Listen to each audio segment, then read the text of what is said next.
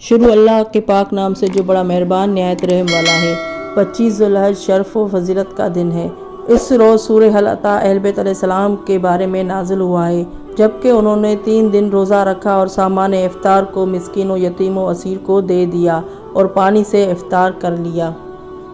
یہ دن نزول سورہ حل اتی کا دن ہے۔ اس دن جناب امیر المومنین امام علی مرتضیٰ علیہ الصلوۃ والسلام، جناب سیدہ فاطمہ الزہرا سلام اللہ علیہا اور جناب امام حسن مجتبیٰ علیہ السلام اور جناب امام حسین علیہ السلام کے شان میں سورہ حل اتی نازل ہوئی۔ سورہ حل اتی سورہ دیر نازل ہوئی۔ اہل بیت علیہ السلام نے 3 دن روزے رکھے اور مسکین و یتیم و اسیر کو کھانا پیش کیا تو جنت سے کھانا کا نزول ہوا۔ جناب ابو عبداللہ امام جعفر صادق علیہ السلام نے فرمایا ہے، جو کھانا بہشت سے آیا تھا اور جس برتن میں آیا تھا وہ برتن ہمارے پاس موجود ہے۔ امام صاحب الامر اجل اللہ تعالیٰ فرج شریف اس کو ظاہر کریں گے اور اس میں بہشتی طعام تناول فرمائیں گے۔ امام حسن امام حسین علیہ السلام کا بچپنا ہے، عید آنے کو ہے اور ان کے گھر میں نئے کپڑے کا کیا ذکر، پرانے کپڑے بھی موجود نہیں ہیں۔ بچوں نے ماں کے گلے میں باہیں ڈال دی۔ مادر گرامی اطفال مدینہ عید کے دن زرق برق کپڑے پہن کر نکلیں گے اور ہمارے پاس بالکل لباس نو نہیں ہے، ہم کس طرح عید منائیں گے؟ ماں نے کہا، بچوں گھبراؤ نہیں، تمہارے کپڑے درزی لائے گا۔ عید کی رات آئی، بچوں نے ماں سے پھر کپڑوں کا تقاضا کیا۔ ماں نے وہی جواب دے کر نونہالوں کو خاموش کر دیا۔ ابھی صبح نہیں ہونے پائی تھی کہ ایک شخص نے دخل باب کیا، دروازہ کھٹکھٹایا، فضہ نے دروازہ کھولا۔ ایک شخص نے ایک بکیچہ لباس دیا، فضہ نے سیدہ عالم کی خدمت میں اسے پیش کیا۔ اب جو کھولا تو اس میں 2 چھوٹے چھوٹے عمامے، 2 قبائیں، 2 عبائیں، غرض یہ کہ تمام ضروری کپڑے موجود تھے۔ سبحان اللہ! ماں کا دل باغ باغ ہو گیا۔ وہ تو سمجھ گئی کہ یہ کپڑے جنت سے آئے ہیں، لیکن منہ سے کچھ نہیں کہا۔ بچوں کو جگایا، کپڑے دیے۔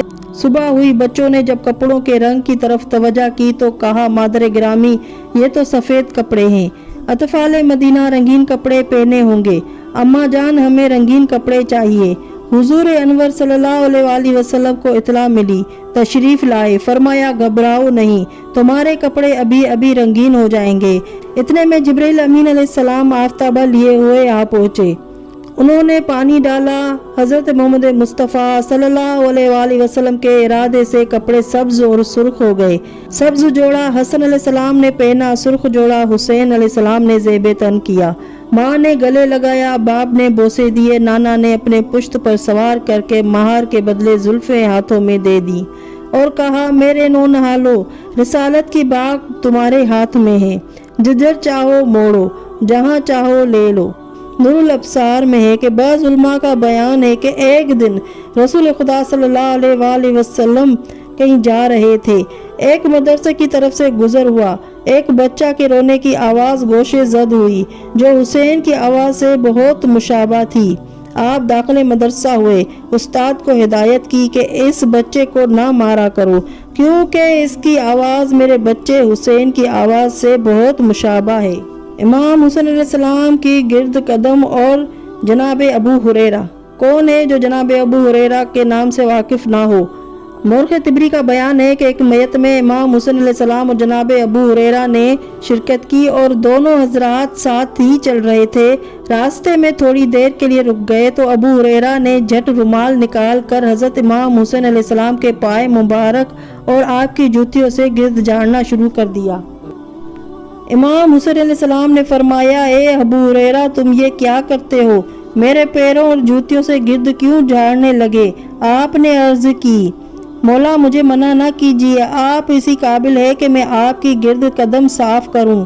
مجھے یقین ہے کہ اگر لوگوں کو آپ کے وہ فضائل اور آپ کی وہ مکرمت معلوم ہو جائے جو میں جانتا ہوں تو یہ لوگ آپ کو اپنے کندھوں پر اٹھائے پھریں۔ اللہم صلی علی محمد وآل محمد وعجل فرجہم فرجنا بہم۔